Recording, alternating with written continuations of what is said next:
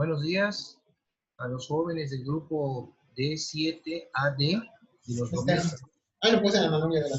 Vamos a me grabo todo, pero... el día de hoy. Este es el segundo video del día 22 de noviembre de 2020.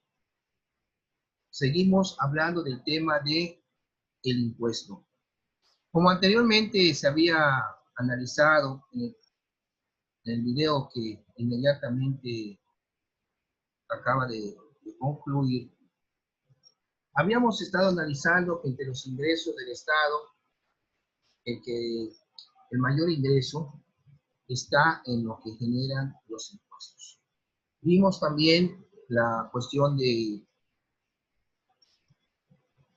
el concepto que nos da, incluso un concepto que estaba en el Código Fiscal de la Federación del año de 1967, muy válido, muy claro, muy preciso, que nos da un concepto muy claro de lo que es el impuesto.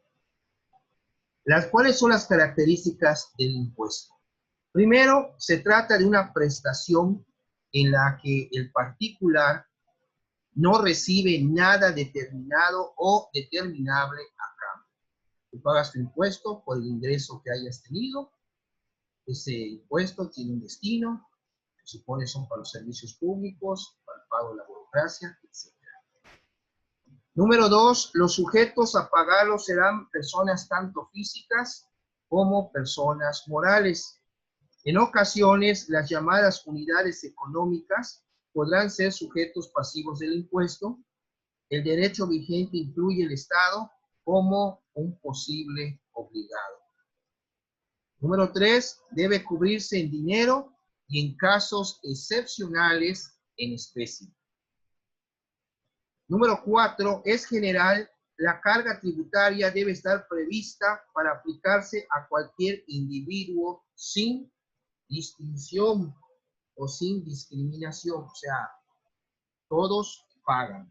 Vean ustedes el problema que tuvieron las grandes empresas en la actual administración presidencial, como por ejemplo Walmart, que había muchos empresarios que no pagaban impuestos porque pues los tenían, los condonaban. ¿Qué pasó? En esta administración se les hizo que pagaran y hubo una modificación en cuanto a que ya los impuestos no pueden ser condonados como estaba anteriormente, porque de ahí se agarraban para efecto de no pagar o permitirles que no pagaran las grandes empresas. Entonces le pasaron una lista al presidente de quiénes eran los que nunca pagaban y sí generaban mucho ingreso para su patrimonio de ellos. Y fue lo que se hizo, se sentó, por eso hubo el primer choque con estos grandes empresarios. Y por último, la última característica del impuesto, es la básica, es la obligatoriedad. El pagar impuestos es una obligación y el no pagarlos es faltar a dicha obligación que puede acarrear incluso la cárcel. ¿Qué es la concurrencia impositiva? Cuando concurren dos o más impuestos en una fuente. La doble imposición se presenta cuando una misma fuente es gravada con dos o más impuestos, ya los establezca una misma entidad o bien porque concurran en esa fuente dos o más entidades diversas. La concurrencia impositiva puede ocurrir por diversas combinaciones donde participen la federación, las entidades, los municipios y otros países. Dicho fenómeno, llamado también doble o triple tributación, es sumamente complejo y difícil de resolver. En general, debe evitarse, pues daña así al contribuyente. Al respecto, bastante se ha logrado en el sistema hacendario con los convenios de coordinación fiscal, que si bien criticables por menguar la escasa autonomía local local han arrojado resultados positivos en este campo. Bueno, como complemento de las características que acabamos de ver del impuesto, señalemos los principios constitucionales que están establecidos en la fracción cuarta del artículo 31 de nuestra Constitución Federal, los principios que regulan la cuestión tributaria de los impuestos. Primero tenemos el principio de legalidad, es decir, lo fija la ley y nunca un reglamento, decreto o acuerdo. Resulta, por lo tanto, general y obligatorio. Número 2, servirán para cubrir los gastos públicos. Número 3, deberán ser proporcionales y equitativos, o sea, de acuerdo a lo que tú ganes, el ingreso que tengas es la proporcionalidad que debes de pagar el impuesto. No puedes pagar más de lo que no ganas, por así decirlo. En nuestro derecho habrá la posibilidad de que se establezca el recaudo de los 3 niveles de gobierno, federación, estados y municipios. O sea, hay una coordinación para efecto de que se pueda recaudar el impuesto federal, como era en el municipio, que se recababa el impuesto por la zona federal marítimo terrestre, SOFEMAT, y ese impuesto que recababa era para la federación, pero porque hay un convenio de coordinación para que se lo recabe el ayuntamiento y se remita a la federación.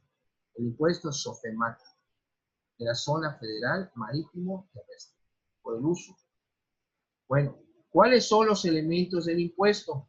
Los elementos del impuesto, vamos a ver, son primero los sujetos, los obligados.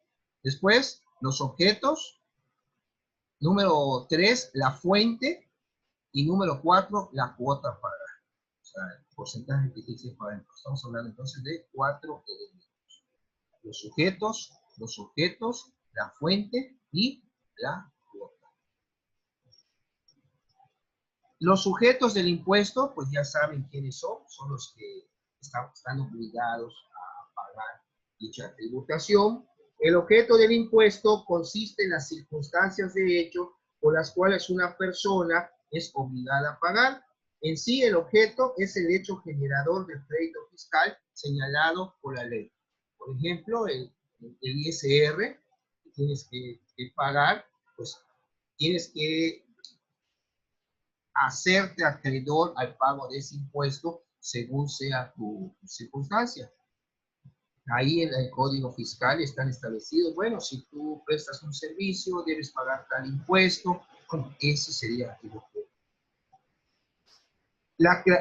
Tenemos también, como habíamos visto anteriormente, la fuente, pues es prácticamente de dónde viene ese impuesto, o sea, que vas a pagar tu ingreso, cuánto generas, a qué trabajas, a qué te dedicas, y la cuota es el porcentaje que tienes que pagar según sea el impuesto correspondiente.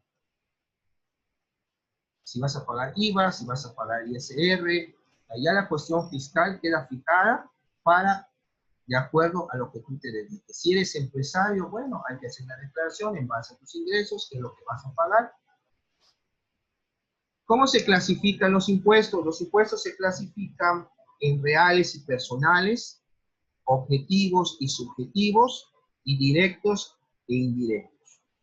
Aquí también, en la cuestión de los impuestos, vamos a ver lo que son los derechos fiscales, o también llamadas tasas, derechos fiscales o tasas. La figura tributaria denominada derechos o tasas tienen semejanzas con el impuesto, en tanto que debe estar establecida en una ley y puede aplicarse coacción por el Estado para su cobro. Los derechos fiscales o tasas son cargas tributarias por servicios del Estado de carácter jurídico-administrativo que éste presta en su calidad de órgano soberano. Estamos entonces en presencia de una contraprestación pagada al Estado. En ello radica la principal diferencia entre lo que son los derechos y lo que son los impuestos. Los derechos deben cubrirse básicamente debido a la prestación de los servicios consulares, aduanales, registrales, así como a causa de la utilización de la zona marítimo-terrestre. En el Diario Oficial de la Federación del 31 de diciembre de 1981 se publicó la Ley Federal de Derechos, la cual tendría vigencia anual y fue reformada posteriormente para conferirle una permanencia indefinida. O sea, respecto a la figura de los derechos. ¿Qué son las contribuciones especiales? Otra figura fiscal. Esta figura tributaria no estaba prevista en el Código Fiscal de la Federación. Fue introducida por reforma del 31 de diciembre de 1985, hace 35 años. La mayoría de los ordenamientos locales la regulaba desde décadas atrás. Apareció cuando el Estado realizó determinadas obras de infraestructura como alcantarillado, agua potable, el drenaje, banquetas o bien el alumbrado público, lo cual incrementó el valor de los inmuebles cercanos a esas labores.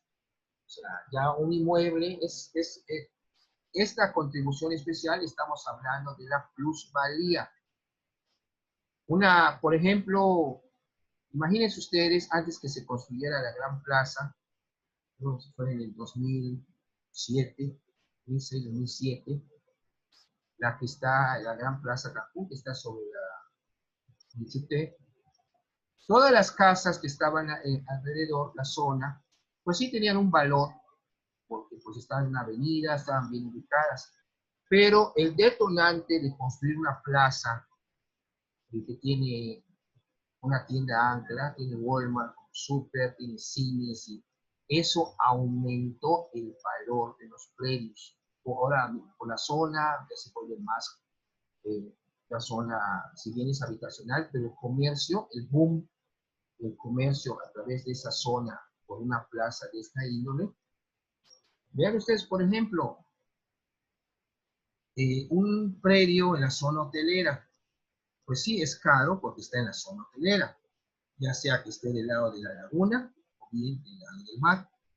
Sin embargo, la plaza más grande es la Plaza La Isla, también le vino a dar boom a esos inmuebles, porque si tú lo pones en venta, y vas a decir, bueno, se queda a 50 metros de Plaza La Isla, o sea, ideal, no solo es que el inmueble esté bien ubicado, la infraestructura esté genial, sino también pues que tiene cerca todo. Eso también es, la plusvalía es lo que encarece el valor de los predios, pero también de eso se ha fijado el Estado para cobrar el impuesto, sobre todo cuando suben el pago del impuesto predial.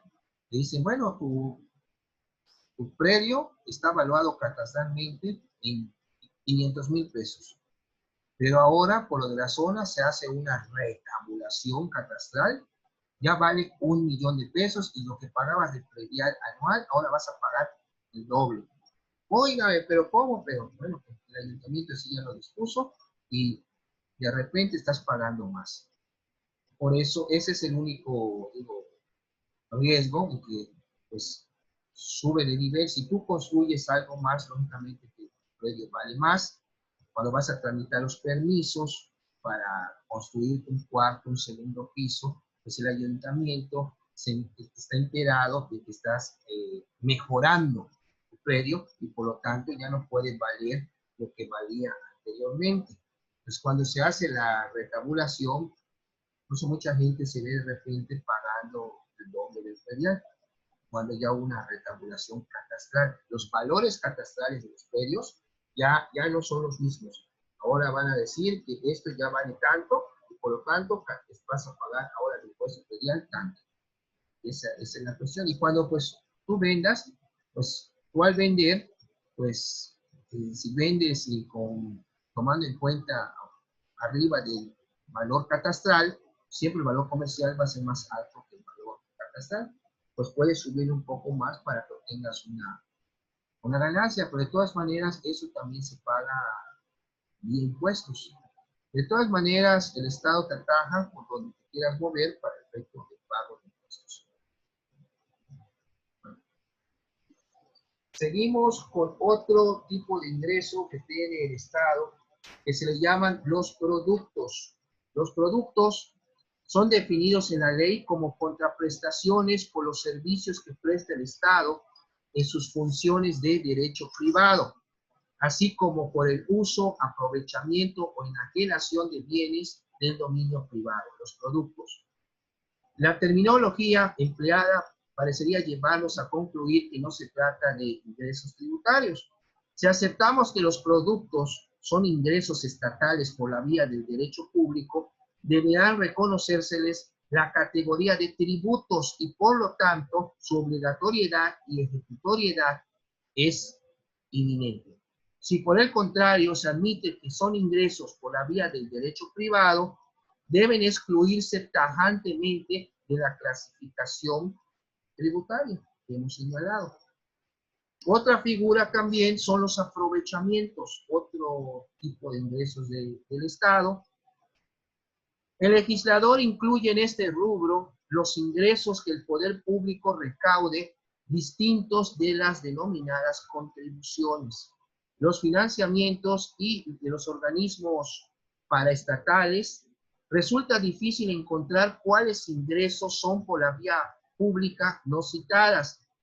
Podríamos hablar de los rezagos también de un crédito fiscal no pagado oportunamente, pero esta categoría contable no varía la naturaleza jurídica del monto adeudado. Sería de incluirse en el rubro los intereses, cantidades adicionales, es el costo del dinero que el contribuyente debe de cubrir por obtener un plazo adicional para pagar un crédito fiscal en el cual está atrasado. Figuran asimismo entre los aprovechamientos las divisas decomisadas. Todo eso pasa al patrimonio del Estado, que ya habíamos visto en la clase anterior. Bueno, esto es en cuanto a los ingresos del Estado. En la unidad 8 vamos a ver los inventarios del patrimonio del Estado y su contabilidad. ¿Qué es un inventario que realiza el Estado? Pues tiene que llevar una administración correcta de todo lo que tiene. Y hablar de inventario es ver qué es, con qué cuenta. Y la administración, pues aquí es muy importante la figura de la contabilidad. Inventario es el instrumento en que se escriben y se asientan los bienes, por ejemplo, en el caso de derecho sucesorio, de alguno por muerte suya o por razón de tutela o sin embargo u otro cualquier motivo. Esta palabra de inventario viene del latín derivándose del supino inventuna, del verbo invenire, que significa hallar, y se aplica a dicho instrumento, ya que porque este es un verdadero repertorio de todos los bienes de una persona o casa que se ha hallado o bien se ha encontrado. A este jurista Joaquín Escriche dice que inventario es un acto conservatorio que tiene por objeto hacer constar el estado de una sucesión o herencia o del patrimonio de un menor, y que para el economista es una lista detallada de los stocks de un comerciante que se valora periódicamente para que se pueda preparar el balance del mismo, de dicho inventario. Los bienes normalmente se cuentan, se miden, se pesan y se hace una estimación o una valoración de ellos. De acuerdo con lo anterior, los inventarios serían la expresión escrita y numérica del patrimonio entendido, sin entrar en polémica, como el conjunto de bienes, derechos y obligaciones pertenecientes a una persona, ya sea física o bien una persona moral. En el caso de las personas morales, también denominadas colectivas, el concepto adquiere mayor relieve en atención de derechos y obligaciones o activos, ya que la información proporcionada por el balance va a permitir que aquellas la forma más acertada, tengan la forma más acertada al momento de tomar sus decisiones, saber con qué cuentan. Cuando hablamos de activo, estamos hablando cuánto dinero tienen, y pasivo, pues son las deudas. Tienen que hacer un balance. Bueno, debemos tanto en bienes, debemos tanto. A veces cuando van a liquidar una sociedad, pues tenemos tantos bienes y se debe tanto, con el pago de los bienes podríamos liquidar las deudas y se disuelve la sociedad y se acabó. Habría nada más que liquidarla. ¿Qué es la contabilidad? Esto es una materia importante en la actualidad para los contadores. Se ha denominado contabilidad el método para inscribir el valor monetario de las operaciones comerciales, como son, por ejemplo, las compras, las ventas, los ingresos, los egresos, entre otros, de una persona física o una persona moral, con el objetivo de ponderar las consecuencias en el patrimonio de esta, cómo se está llevando la administración de dicho patrimonio. Por eso es muy importante la contabilidad. Es muy importante la necesidad de una contabilización pública general, organizada y además sistematizada. El Estado, como se afirmó en repetidas ocasiones, cuenta con un patrimonio cuya existencia obedece al cumplimiento de los fines fijados, para lo cual a su vez requiere realizar diversas operaciones que van a afectar de una u otra forma dicho patrimonio. Ello provoca gran movilidad, la cual hace necesario, igual que en cualquier empresa, consignar esa gama de transacciones para reflejar de esa manera la situación financiera del Estado. Es muy importante que el Estado tenga que llevar una contabilidad muy estricta, disciplinada, para que no esté cayendo en déficit. Sí es cierto que la manera que hace falta dinero, vamos a hacer un préstamo y se siguen endeudando para poder enfrentar, pero el control de los ingresos respecto a los gastos, al gasto público, sería una buena arma para no seguir endeudando al Estado. Bueno, la unidad 9 nos habla de cuáles son los contratos que se celebran en la administración pública. La administración pública del Estado celebra contratos. Están ahí los conocidos como contratos administrativos. Dada la enorme cantidad y diversidad de cuestiones que el Estado maneja mediante la función administrativa, la administración pública tiene la necesidad de realizar convenios y contratos que le permitan efectuar acciones que la habiliten para poder lograr la realización de sus cometidos, de sus funciones, lo cual toma indispensable las relaciones con los particulares. Los necesita porque no tiene a su alcance todos los bienes o los servicios requeridos. En este sentido, la administración suscribe una serie de contratos como por ejemplo, los de obra pública y los de suministro. Los típicos contratos administrativos, los de arrendamiento, los de compraventa, los de donación, estos últimos se encuentran en el campo del derecho privado. Ustedes pueden, como les decía anteriormente, ustedes pueden dar en renta su casa al Estado porque van a poner unas oficinas de una dependencia. Bueno, tienen que celebrar un contrato privado de arrendamiento donde el Estado va a ser el inquilino, el arrendatario, y una persona física o una persona moral va a ser el arrendador. En este caso estaríamos hablando de una figura del derecho privado. Por eso, pero porque hay necesidad, pues el Estado, como dice, el patrimonio lo tiene un particular, yo necesito poner mis oficinas, él tiene una casa, me puede servir, bueno, réntamela, yo Estado, celebro contigo el contrato de arrendamiento y te voy a pagar tus rentas como es debido. Esto hablando de los contratos administrativos. Bueno, seguimos viendo la figura de los contratos administrativos. Ya les dije que hay contratos que el Estado puede celebrar, que estén regidos por derecho público o bien por el derecho privado. Como en este caso les dije, el caso del arrendamiento. Tenemos varias figuras, tenemos también el contrato de prestación de servicios profesionales, Esta figura del derecho civil recurre en las dependencias y las entidades de la administración pública cuando un profesional va a realizar para ellas alguna tarea específica y no desea por diversos motivos entrar en una relación laboral con el poder público. O sea, vas a prestar un servicio, pero no quieres tú ser un empleado de gobierno. O sea, tu abogado celebras el contrato de prestación de servicio que le vas a dar al Estado, el Estado celebra contigo dicho contrato y te paga tus honorarios. Pero tú no quieres ser un empleado, porque si tuvieras la dirección jurídica de tal dependencia y hay, bueno, tú como jurídico de dicha dependencia y eres empleado del Estado, lo realizas. Pero si eres independiente, puedes prestar el servicio a través de un contrato de prestación de servicios profesionales. También están los contratos de comodato y donación.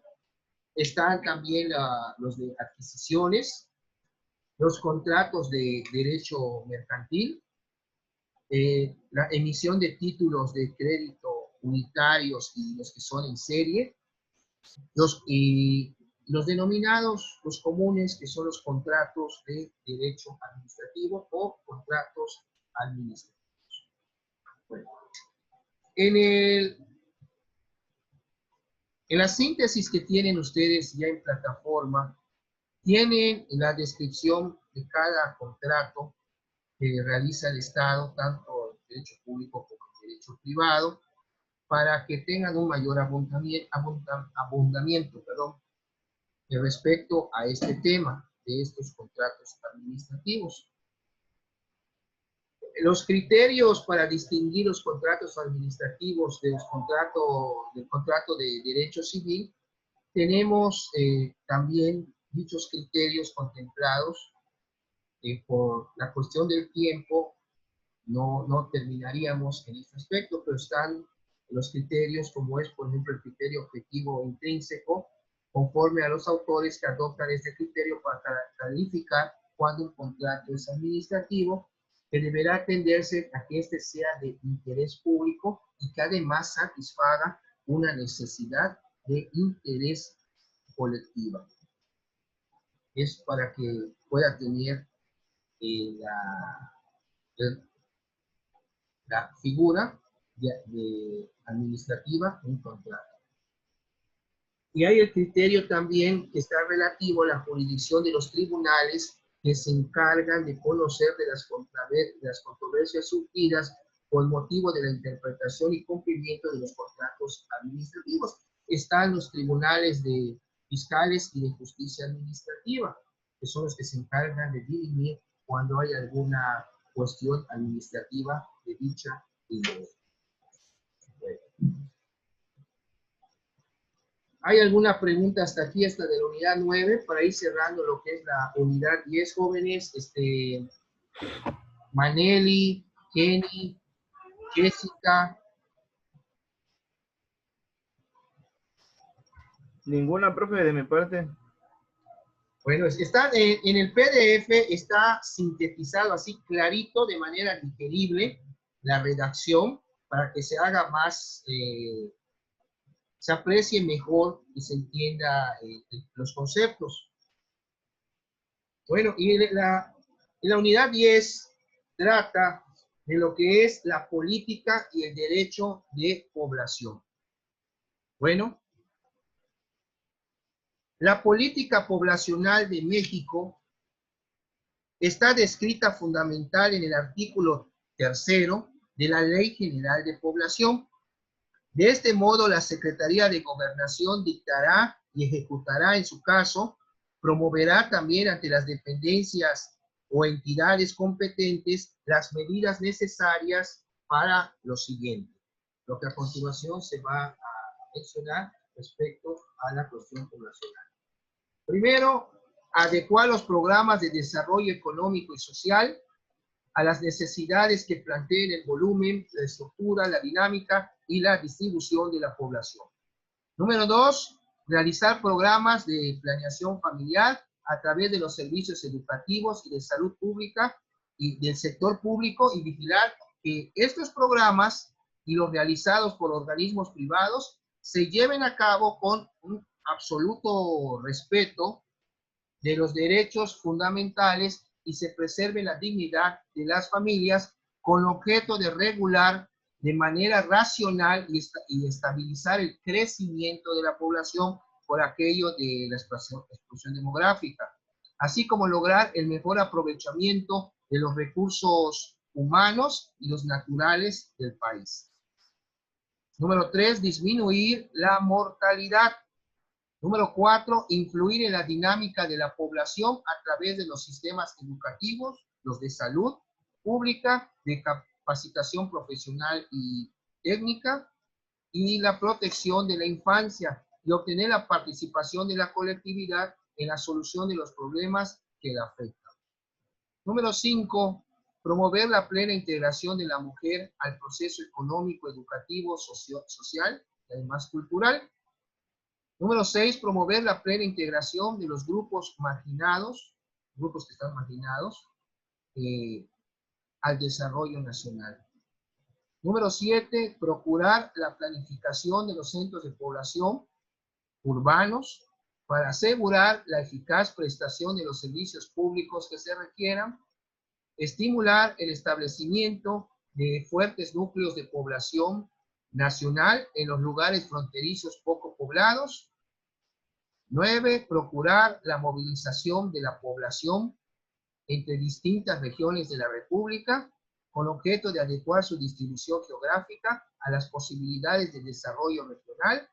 Número 10, promover la creación de poblados con la finalidad de agrupar a los núcleos que viven aislados.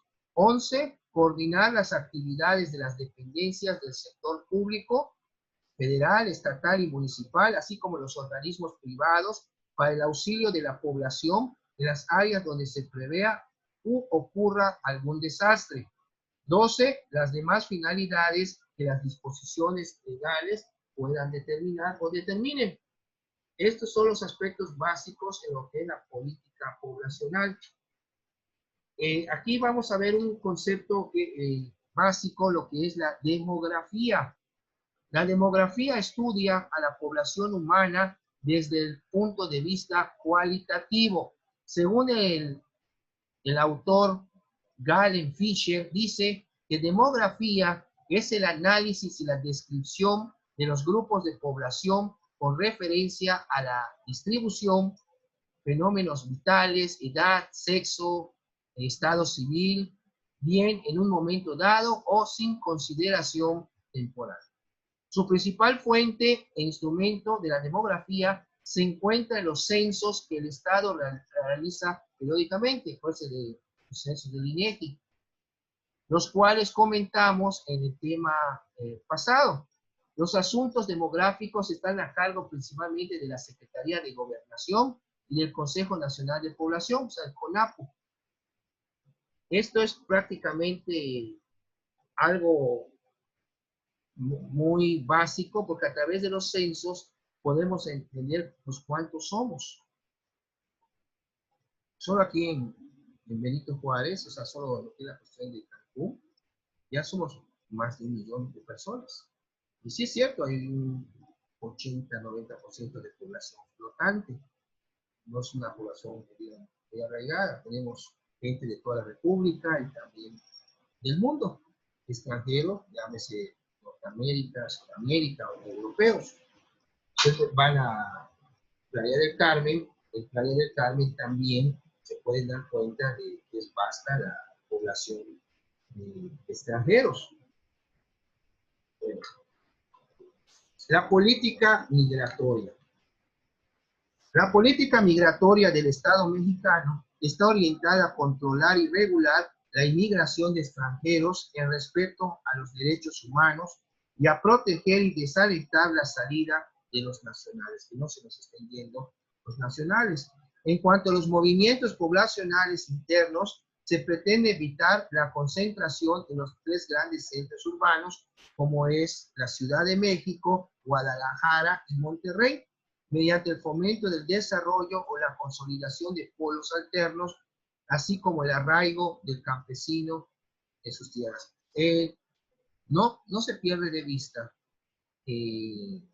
como parte de los eslogans de la actual administración presidencial, se decía que pues ya no tenía que el nacional tenía que irse a trabajar a Estados Unidos, que aquí se les iba a pagar bien para que no tuvieran esa necesidad.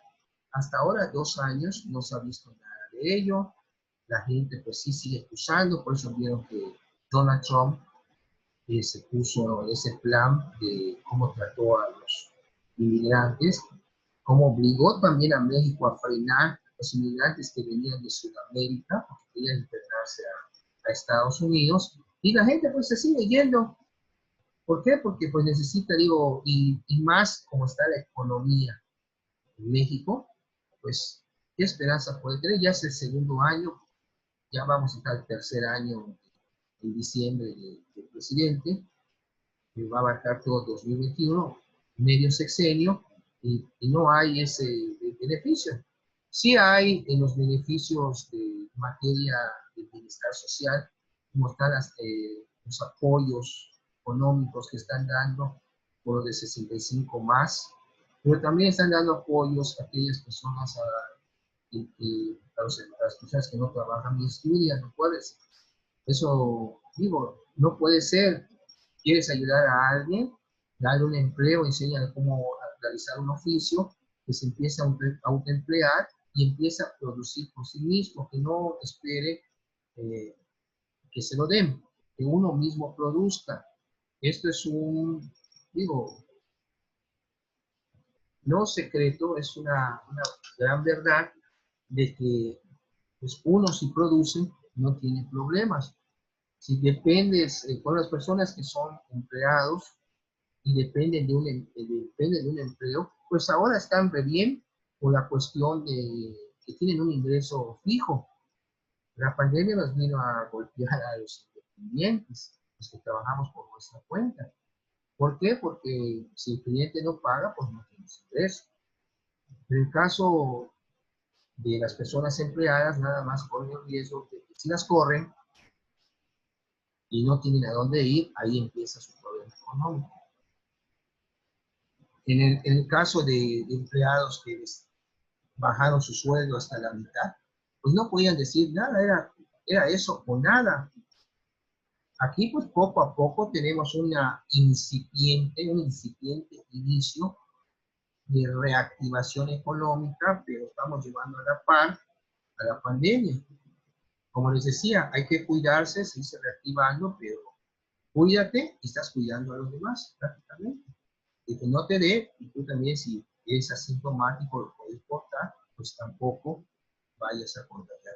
Pero la economía tiene que seguir, no como Donald Trump ya la quería reactivar en plena pandemia. Y mira cómo se dispararon los contagios en un día, los fallecimientos y todas esas cuestiones. Pero bueno, es una situación muy criticable y además muy penosa, sobre todo porque se trata de vidas humanas que habría que estar cuidando. Bueno, jóvenes, nos queda ya menos de 1 minuto. Ya tienen ustedes su cuestionario de esta semana y además su examen de material de la primera semana. En ese está basado su primer parcial.